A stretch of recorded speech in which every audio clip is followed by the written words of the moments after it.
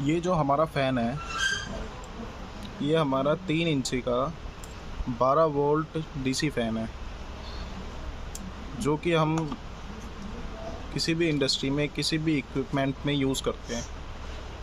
तो अगर हम बात करें किसी भी इंडस्ट्री में, इस टाइप का फ़ैन अगर आपके पास इनकमिंग स्टेज पर, आईक्यूसी स्टेज पर या कॉस्ट कटिंग स्टेज पर या कोई सा भी न्यू पार्ट अप्रूवल पर अगर आपके पास इस तरीके का फ़ैन आता है, तो आपको उसकी टेस्टिंग कैसे करनी है, उसकी रिलायबिलिटी कैसे टेस्ट करनी है, इस चीज़ के बारे में आज हम आपसे डिस्कस करेंगे।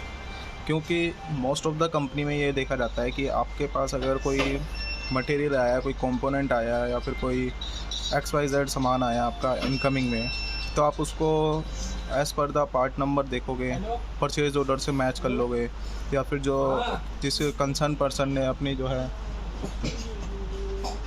रिक्वायरमेंट रेज़ करी है, आप उस रिक्वायरमेंट से रेज़ करके वेरिफिकेशन कर लोगे, क्रॉस वेरिफिकेशन कर लोगे कि तो जो रिक्वायरमेंट रेज़ हुई है उस रिक्वायरमेंट रेज़ को क्रॉस वेरीफाई कर लोगे जो हमारे पास फिजिकल मटेरियल रिसीव हुआ है। On the basis of that particular आप उस सैंपल को पास कर दोगे और अपना आईक्यूसी से क्लियरेंस कर दोगे।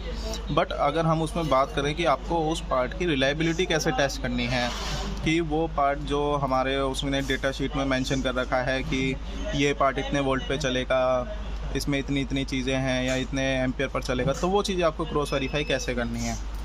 अब इसमें मैं आपको ये बताने की कोशिश करूँगा कि हमारा 3 इंच का फ़ैन है, जो कि मोस्ट ऑफ़ द इलेक्ट्रॉनिक्स उसमें इक्विपमेंट में सब में यूज़ होता है वह हीट को वेंटिलेट करने के लिए।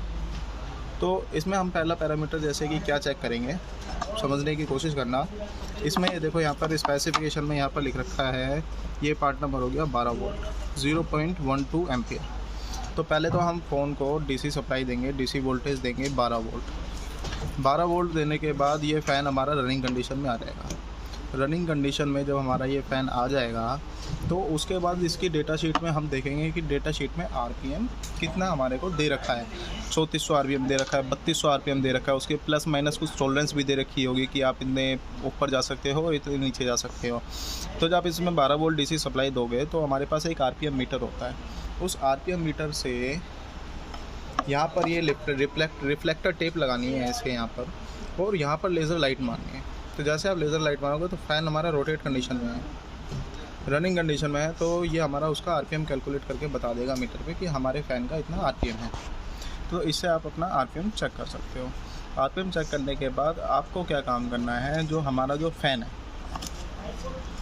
कई बार क्या होता है जब हम फ़ैन को अपने किसी भी उसमें इक्विपमेंट में लगाते हैं, तो फ़ैन चल रहा है, आप जो भी सिस्टम है वो अपना फील्ड पर है, तो रनिंग कंडीशन में कोई भी चीज़ अगर हमारी ब्लेड के बीच में आ गई, अब ब्लेड के बीच में आ गई तो हमारा जो फ़ैन है वो अपना मूविंग करना, रोटेट करना तो उसने बंद कर दिया।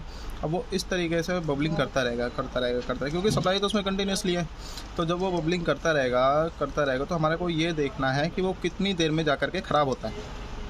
क्यों? क्योंकि अगर हमारा कोई सिस्टम है, अगर हम उसको डेली कंटिन्यूसली चला रहे हैं, तो उसमें फ़ैन चल रहा है, तो हम क्या काम करेंगे, 1 दिन नहीं देखेंगे, 2 दिन नहीं देखेंगे, 3 दिन नहीं देखेंगे, 4 दिन नहीं देखेंगे, लेकिन उसके बाद हम उसको देखेंगे हाँ भाई फ़ैन क्यों नहीं चल रहा। तो हमारे को एट द स्टेज ये पता चलता है कि फ़ैन के बीच में कुछ अड़ गया है, जिसकी वजह से उसके विंग्स रोटेट नहीं कर रहे हैं।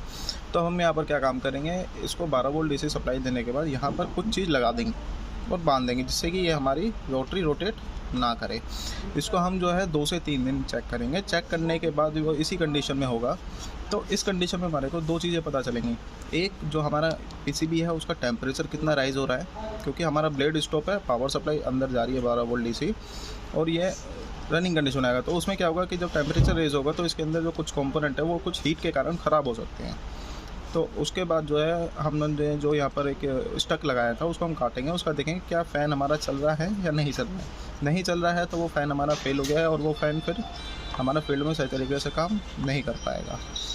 कंपोनेंट चेक होने चाहिए, और उसके बाद इसका आरपीएम देखेंगे। जो पहले हमारा आरपीएम जो हमने चेक करा था रिफ्लेक्टर पे मार करके, उसके बाद भी आरपीएम वही आना चाहिए जो हमने इसका लोक टेस्ट के बाद करा है।